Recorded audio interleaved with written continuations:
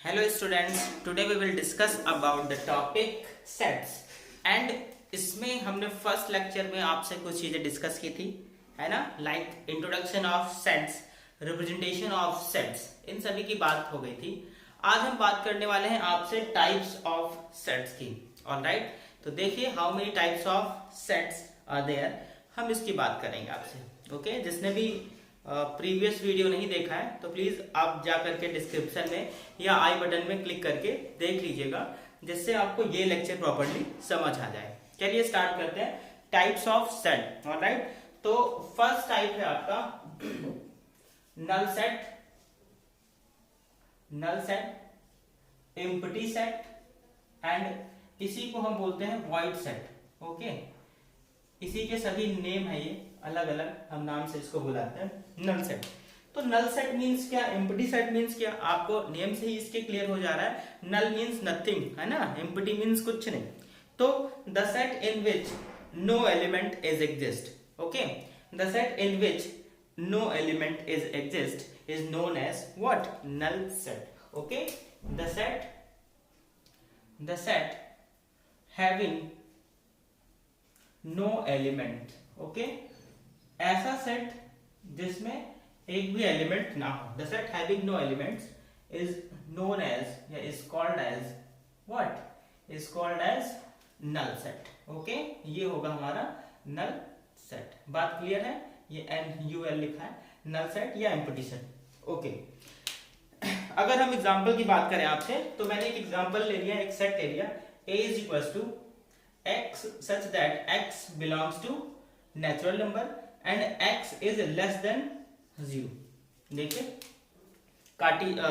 मैंने rule method या set builder form में लिखा हुआ है एक set x such that x belongs to n for natural number। Alright, x हमारा क्या है, एक नेचुरल नंबर है, और यहाँ उन्होंने कहा कि x की वैल्यू लेस देन क्या हो, 0। तो आप जानते हैं लेस देन 0 में आपको नेचुरल नंबर्स नहीं मिलेंगे, कौन मिलेगा, इंटीजर मिलेंगे। तो ये सेट जो होगा ये वो क्या होगा, आपका एक नल सेट होगा।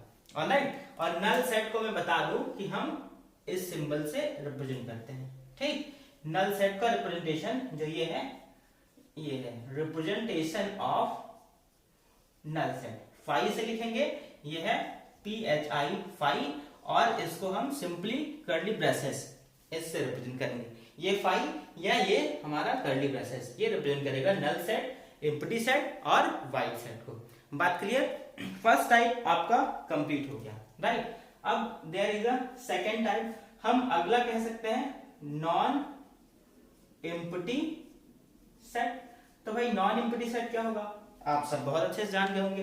भाई एम्प्टी मींस जहां कुछ ना हो, और नॉन एम्प्टी मींस कहां हो, एटलीस्ट वन एलिमेंट एग्जिस्ट होना चाहिए। ठीक, a set in which at least one element is exist, at least one element is exist, okay, exist is known as what, is known as non empty set। Clear, ये हो गया हमारा non empty set, right.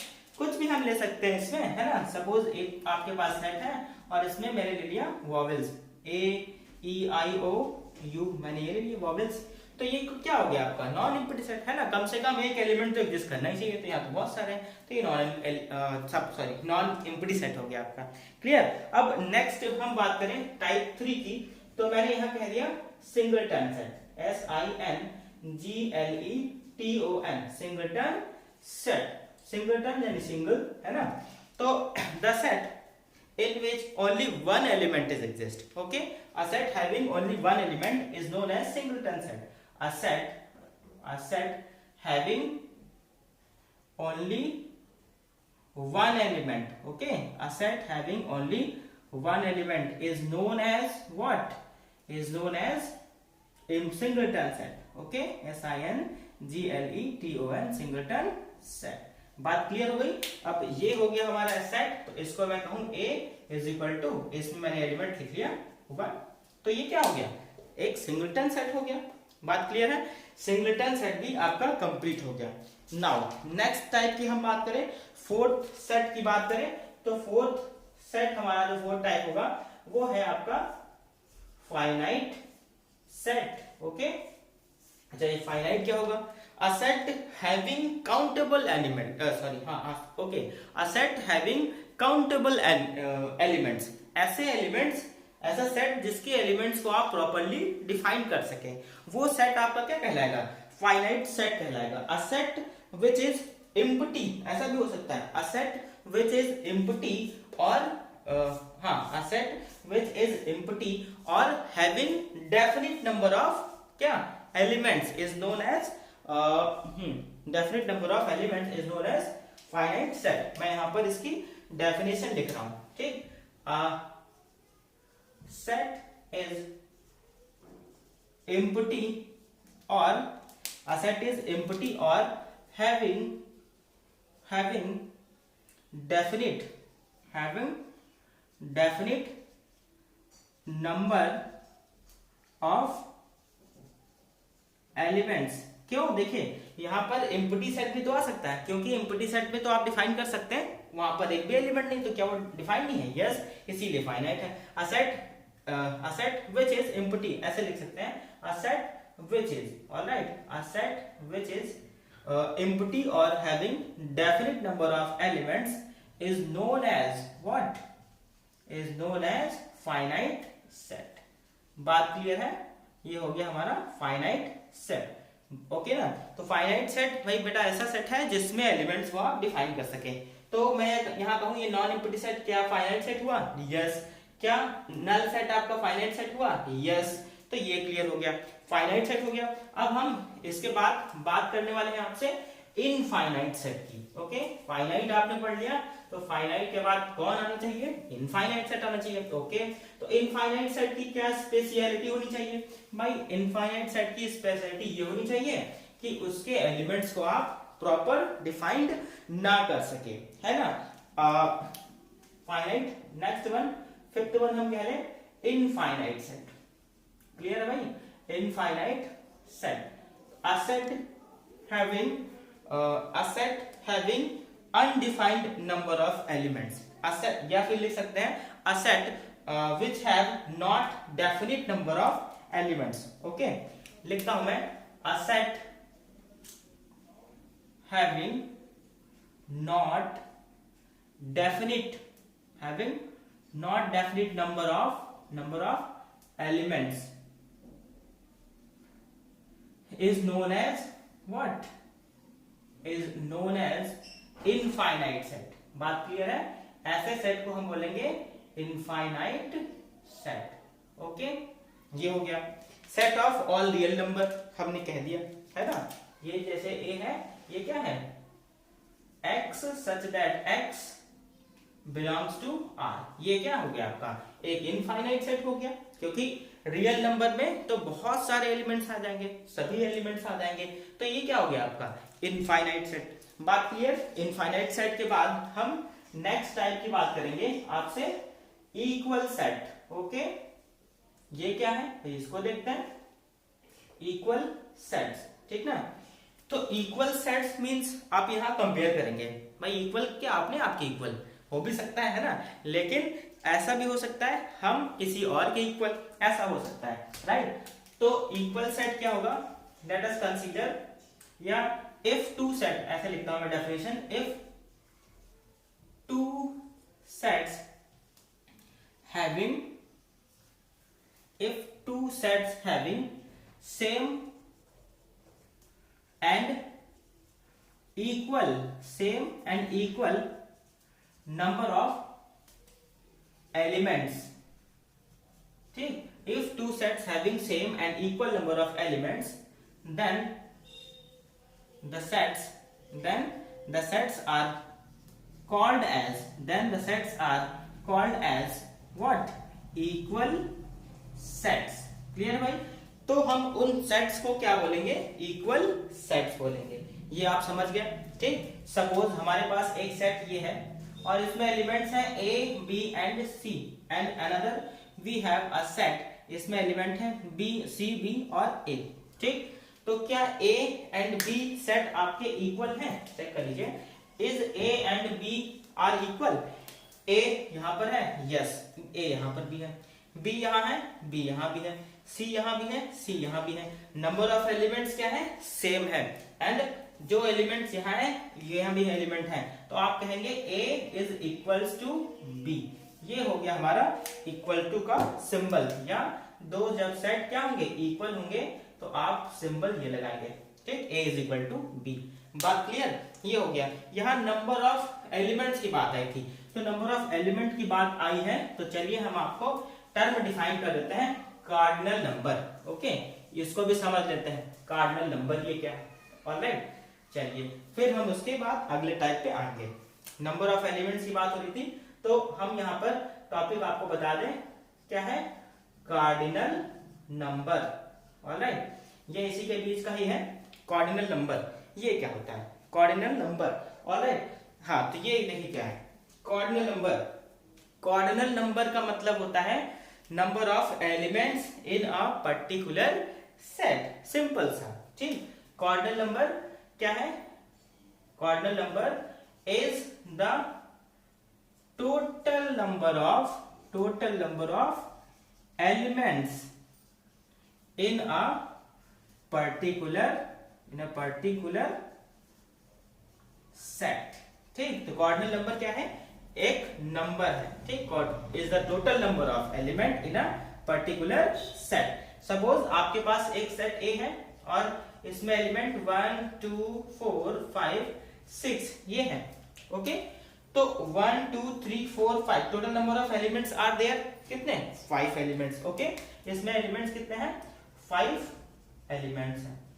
Alright, तो इसका cardinal number क्या होगा, हम cardinal number को लिखते हैं ऐसे, एन ए, ये हो गया एन ए, कितना, 5।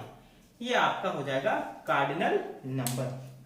N for number, right. यहाँ ए सेट था तो हमने ए लिख दिया। सपोज यहाँ बी लिखा होता तो क्या आता, एन बी। सी लिखा होता तो क्या आता, एन सी। डी होता तो एन डी। कितने नंबर है वो काउंट करके आप यहाँ पर लिख लेंगे। तो cardinal number is the total number of elements in a particular set. Okay, अब मैं आपसे क्वेश्चन पूछूं, अगर बताइए what is the cardinal number of infinite set, ठीक। तो what is the cardinal number of infinite set, क्या आप इनफाइनाइट सेट में कार्डिनल नंबर डिफाइन कर सकते हैं, नहीं, क्योंकि उसमें क्या है, इनफाइनाइट एलिमेंट्स होंगे, राइट। जब इनफाइनाइट एलिमेंट्स होंगे तो क्या आप उनको काउंट कर सकते हैं, नो, नहीं काउंट कर सकते। इसका मतलब क्या, cardinal number of infinite set is what, is not defined, ठीक। मीन्स जो आपका इनफाइनाइट सेट होगा, ठीक, इनफाइनाइट सेट में कार्डिनल नंबर को हम डिफाइन नहीं कर सकते। ओके, इसमें कोई प्रॉब्लम नहीं है। तो चलिए टाइप 6 हो गया था, हम नेक्स्ट टाइप पे आते हैं। कार्डिनल नंबर मैंने आपको यहाँ एक्सप्लेन कर दिया। तो टाइप 7 इक्वल सेट हो गया। ओके, यहां से हम आपको नेक्स्ट टाइप बता देते हैं, इक्विवेलेंट सेट। ओके, ये टाइप 7 है, मैं आपसे डिस्कस कर ले रहा हूं, इक्विवेलेंट सेट। ये आपको एनसीईआरटी में नहीं मिलेगा। ओके, इक्विवेलेंट सेट अलग से मैं आपको बता देता हूं। Equivalent sets, right. Equivalent sets क्या है भाई, इक्विवेलेंट सेट्स बेटा ऐसे सेट्स होते हैं जिसमें नंबर ऑफ एलिमेंट्स तो सेम होंगे, ठीक, नंबर ऑफ एलिमेंट्स तो सेम होंगे, बट जो एलिमेंट्स होंगे वो चेंज होंगे, ऐसा होगा, ठीक है। इक्विवेलेंट सेट में क्या होगा, नंबर ऑफ, कंडीशन क्या है इसकी, number of elements are same, number of elements are same, but elements में बी डिफरेंट। ऐसा हो सकता है कि उसके जो एलिमेंट्स हैं वो डिफरेंट हो, ठीक ना, ये पॉसिबिलिटी यहाँ पर हो सकती है। सपोज हमारे पास एक सेट ये है, एग्जांपल पे A is equal to A, B और C and another set we have 1, 2 and 3। तो मैं कहूं क्या A and B equal set है, तो आप कहेंगे नहीं, बिल्कुल नहीं। क्यों, क्योंकि A, B, C cardinal number तो सेम है बट एलिमेंट्स डिफरेंट है, इक्वल नहीं है। लेकिन क्या ये इक्विवेलेंट सेट है, तो yes, A is equivalent to b, ये इक्विवेलेंट का सिंबल है, इसको हम बोलते हैं इक्विवेलेंट, इक्विवेलेंट टू। ठीक, रीड करते हैं A is equivalent to B। Equivalent क्यों है? क्योंकि cardinal number of set A is equal to cardinal number of set B। Clear? Equivalent की एक ही कंडीशन है, नंबर ऑफ एलिमेंट्स सेम होनी चाहिए और डिफरेंट हो तो कोई प्रॉब्लम नहीं है, वो इक्विवेलेंट कहलाएगा। बात क्लियर हो गई? ठीक, तो यहां से अगर हम कंक्लूजन निकालें तो ये लिख सकते हैं हर एक आपका इक्वल सेट इक्विवेलेंट सेट होगा, but every equivalent set is not equal. It is necessary what? Every equal set is equivalent set, but it is not necessary every equivalent set is equal set. Conclusion clear है? ये हो गया हमारा आपका equal set। Now equivalent भी हो गया। अब मैं आपसे बात करूं unequal set, तो unequal set आप अच्छे से समझ रहे होंगे ये क्या होगा, है ना? अनइक्वल सेट में नंबर ऑफ एलिमेंट्स भी डिफर होंगे और सारी चीजें डिफरेंट होंगी, है ना? एथ टाइप क्या है आपका? Unequal set, unequal sets. Okay, तो अनइक्वल सेट्स में क्या होना चाहिए? Total number of elements of first set is not is equal to total number of another set. ठीक ना? इफ कंडीशन क्या है? If two sets having different and if two sets having different and unequal number of elements, okay, elements भी different हो और total number of elements वो भी क्या हो? different। if two sets having different and unequal number of elements, then sets are called as what? unequal sets। बात clear? एक हम एग्जांपल अगर यहाँ कंसीडर करें तो सपोज हमारे पास एक सेट A है जिसमें एलिमेंट्स हैं A B and another set is A B C D E, हमने ये कह दिया। तो हियर नंबर ऑफ एलिमेंट्स यानी cardinal number of set A is 2 and the cardinal number of set B is 3 to 5 right. NA आप लिखेंगे NA cardinal number of set A is not is equals to NB। ठीक, so A and B are unequal sets। बात clear? ये हमारा हो गया types of sets. Alright, I hope आपको बहुत मजा आया होगा, सारी चीजें प्रॉपर्ली अच्छे से समझ आ गई होंगी। जितने भी टाइप्स हैं यहाँ पर मैंने आपसे डिस्कस कर लिए हैं। ऑलराइट, इसके बाद हमारा जो लेक्चर थर्ड होगा वो आपका सबसेट्स पर होगा, इसके इंटरवल्स पर होगा, है ना? टाइप्स ऑफ इंटरवल पे होगा, उसका हम डिस्कशन करेंगे। ऑलराइट, एक चीज और मैं बता दूं, अगर आप मेरे चैनल पे नए हैं तो बिल्कुल भी चैनल को सब्सक्राइब करना मत भूलें। यहाँ से आपको ऐसा कुछ मिलेगा जो कहीं और बिल्कुल भी आपको नहीं मिलने वाला है। ओके, तो pause the video to note it down.